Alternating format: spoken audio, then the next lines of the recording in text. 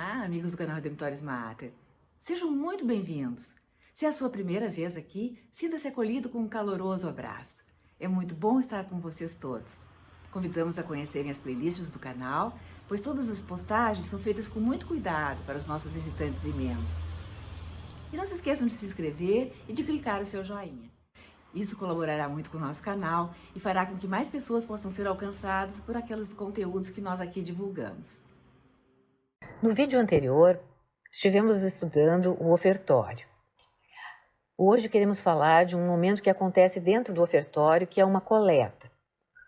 A instrução geral do Missal Romano prevê essa oferta, essa coleta durante o ofertório, para os pobres ou para a igreja. São ofertas que não devem ser colocadas no altar, mas num lugar à parte. E essa coleta não acontece em todas as missas, e sim nos finais de semana e dias santos de guarda normalmente.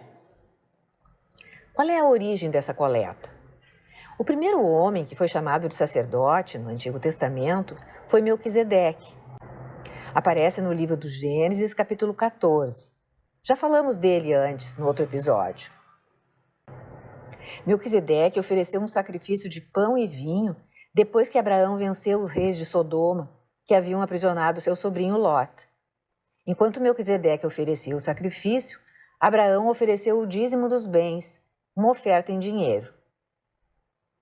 Esse dízimo era dos despojos, do que fora obtido junto aos vencidos, e foi dado a Melquisedeque, que aliás também era o rei de Salém, identificada com Jerusalém.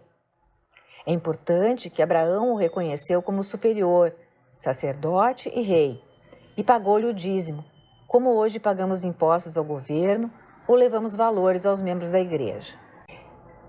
No livro do Deuteronômio, capítulo 14, por exemplo, vemos o costume de oferecer a 10ª parte da colheita e dinheiro com os sacrifícios. Ali se determina que ao fim de 3 anos o povo deveria trazer o dízimo das suas produções. Como a tribo dos levitas não ficara com nenhuma parte na divisão das terras entre as tribos de Israel, mas fora consagrada ao cuidado do santuário, a sua herança era o próprio Javé e o santuário. Além disso, havia os órfãos, estrangeiros e viúvas que precisavam de atenção. Em uma sociedade agrícola, sustentava-se a família com os frutos da colheita. Eram ofertados bens em espécie que serviam a esse propósito.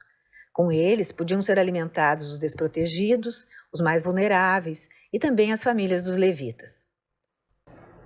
E como os israelitas tinham habitado o Egito como estrangeiros, deviam tratar adequadamente os peregrinos no seu país, com caridade, providenciando-lhes sustento. O dízimo em bens e dinheiro está por toda parte na vida israelita. Nos dias de Jesus, a esmola se acrescentava aos costumes israelitas e à piedade judaica. No Sermão da Montanha, Jesus fala da esmola e diz que o Pai é quem vai recompensar esse gesto, em Mateus 6, versículos 2 a 4. Jesus não diz, se vocês derem esmola, mas, quando derem esmola, não saiba a sua mão esquerda o que faz a direita. Portanto, ele assume que a sua audiência judaica tinha a prática de levar ao templo não apenas animais, nem somente pão ou vinho, mas ainda a esmola.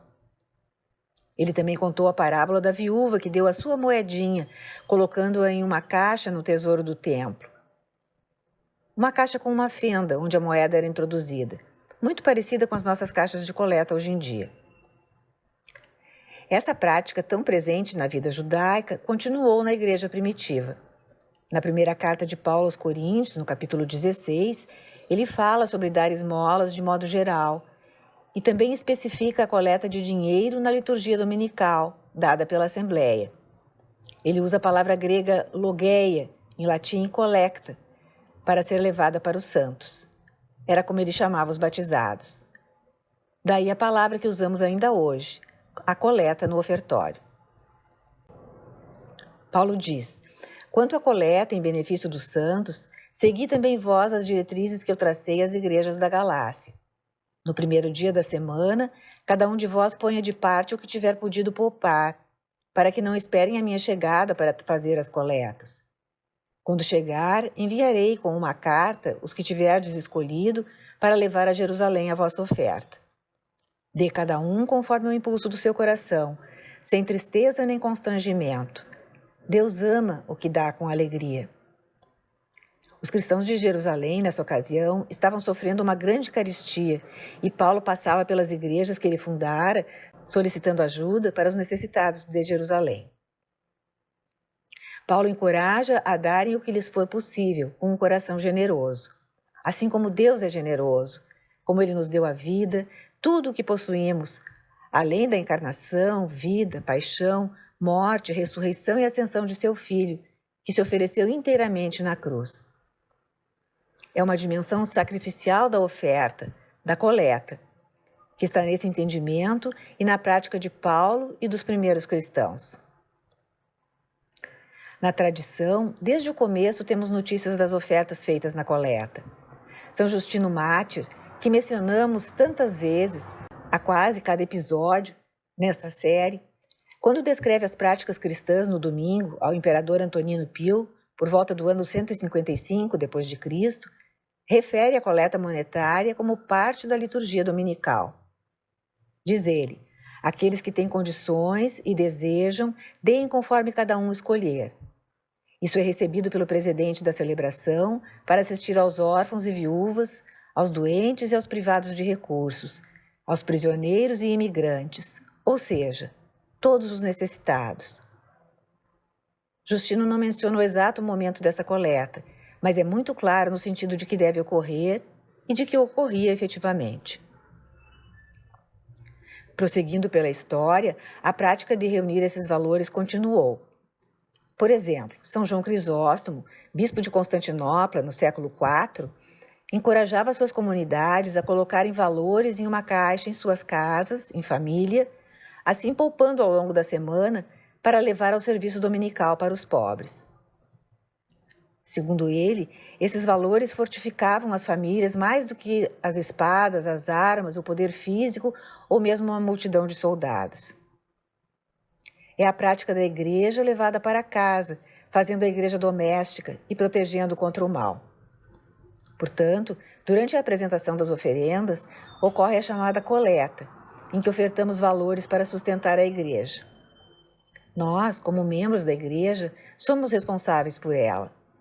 Ela não recebe salários. Ainda são poucos os que dão o dízimo na nossa igreja católica. É preciso pagar o salário do padre. Na nossa arquidiocese de Porto Alegre, os padres ganham entre 1,5 e 2 salários mínimos. O salário da secretária, da faxineira, os direitos sociais e trabalhistas, comprar as velas, pagar a luz, a água, a limpeza, a segurança, a manutenção da estrutura imóvel, a internet, a impressão de materiais, os folhetos da missa e tantas outras coisas, junto com a caridade para com os pobres e as ações específicas de evangelização. Sem as coletas, as contas não fechariam.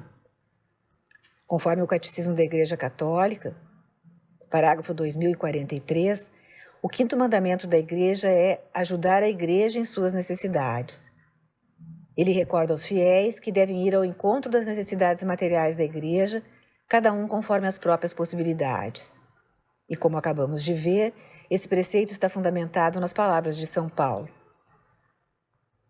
Lembremos que na liturgia estamos oferecendo o sacrifício de Cristo, que deixou tudo para se encarnar como homem e ofereceu tudo de si ao Pai.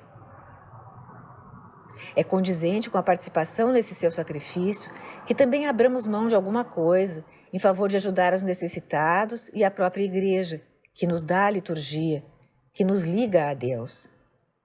É também prática da caridade, a maior das virtudes, aquela que cobre a multidão dos pecados, como ensina São Pedro. Esse é o significado espiritual da coleta. Nos dias atuais, muitas vezes essa dimensão é esquecida.